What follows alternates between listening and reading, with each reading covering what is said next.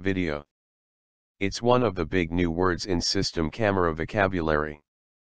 For the Lumix G7, however, its 4K ultra-high definition modes are there not just for its moving image prowess but, thanks to in-camera image extraction from the footage, to enhance its still image capabilities too. Which isn't entirely new. The Panasonic Lumix GH4 already offers such a feature, albeit not with its own dedicated mode on the drive dial, but is a much pricier camera. That's the crux of the G7, its £599 body-only price tag is less than half its GH4 big brother was at launch. This is Panasonic's affordable 4K poster boy, a GH4 Lite for the masses, if you will. We've been shooting with the Lumix G7 for the day at its European launch to get a taste of whether it's a 4K future or more a case of system cameras running out must-have features. First things first, the G7 doesn't feel nearly as premium as its GH4 counterpart. That price gap can be felt, from the plasticky finish of the top panel, through to the slightly off-color rotational thumb dials. The titanium finish of our sample, which is a Jessups exclusive, looks more plastic than the black version too. But materials aside, the design and layout of the G7 make a lot of sense. It's a larger body than its G6 predecessor in every direction, with a new protruding grip showing that Panasonic isn't afraid to opt for a larger scale. Yes, we've seen dinkier G-series cameras before, but the likes of the Lumix GM5 are for a different audience, and not the mid-level DSLR market that Panasonic is targeting with the G7. By including a dedicated mode dial, separate drive mode dial, 2 thumb wheels, and 5 physical function, FN, buttons, no settings are far from reach. With an eye to the raised OLED viewfinder, the exposure compensation FN button atop the camera works harmoniously with the rear thumbnail. The only oddity, perhaps, is a 6th unmarked function button mounted in the center of the rear thumb wheel, which feels impractical to press when holding the camera.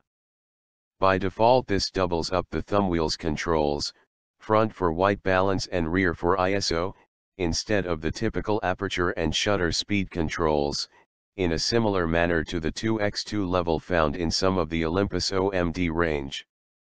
Only with the Panasonic G7 there are already dedicated WB and ISO markings on the 4-way D-pad, so this new feature doesn't feel as natural or necessary as it could have. When not using physical control buttons, the touch screen control of the quick access Q dot menu make light work of changing settings. We're big fans of the variangle mounted LCD screen, too, as the ability to shoot at waist level or even ground level helps with more creative framing. As part of our shooting day we've been snapping models throwing colored powder into the air, entertainers juggling, Spanish tapas glinting in the sun, the dim conditions of building interiors, and more.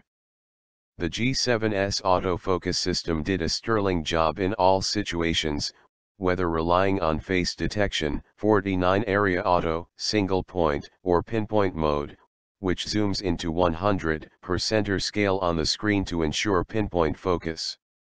Autofocus is on par with the GH4 thanks to the same system.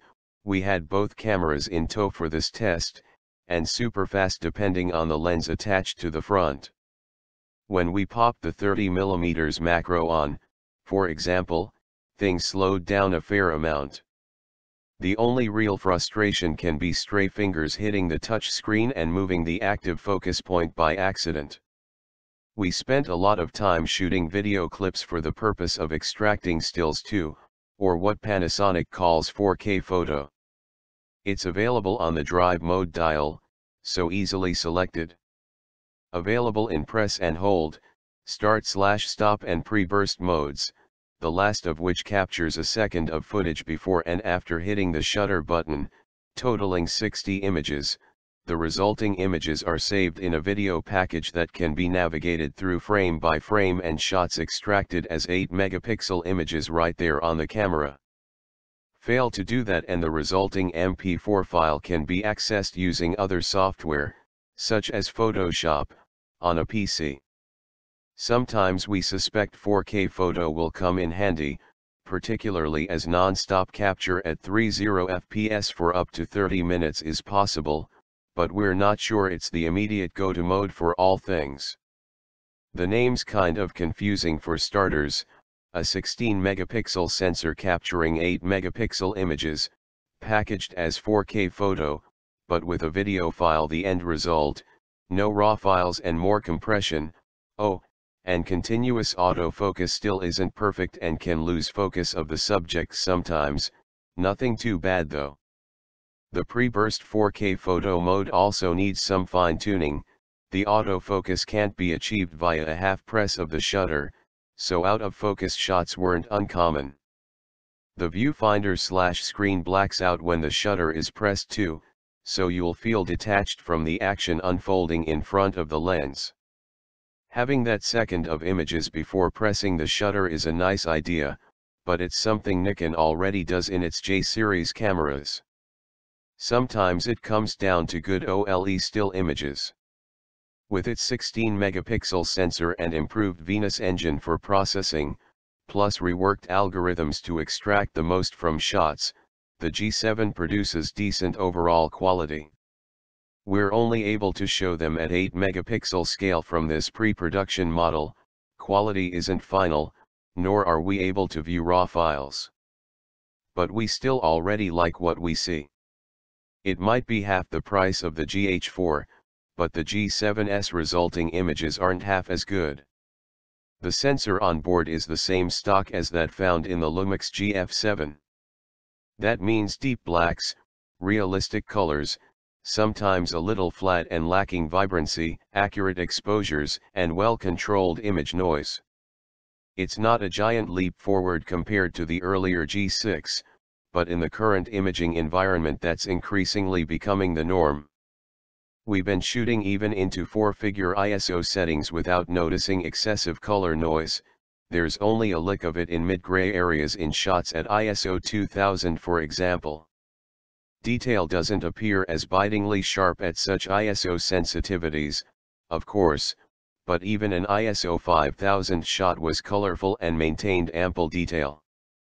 The sensor isn't as large as some of its competitors, but with the right wide aperture lenses put to use it's still possible to get blurred backgrounds and bokeh.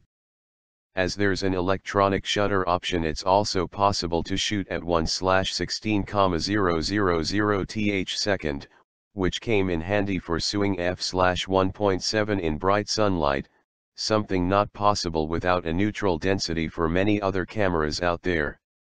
It makes for silent shooting too. Shame there's no ISO 100 or lower, though, with ISO 200 the base standard.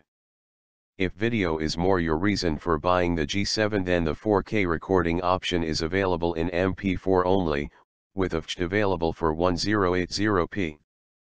Unlike the GH4, the G7 doesn't offer cinema mode and the higher-end options that brings, but there is a 3.5mm microphone jack built in to cover the majority of videographer bases. After a long day's shooting, some 250 shots in, and with multiple 4K video clips captured, the battery's 3-bar gauge began to flash, showing its juice had run dry. Not a bad innings, but it shows the impact that video has on longevity. Available from mid-June, the Panasonic Lumix G7 is a tempting DSLR alternative that brings 4K to the masses. We'd like a better build quality, particularly on the thumb wheels, but at this price point it's hard to argue.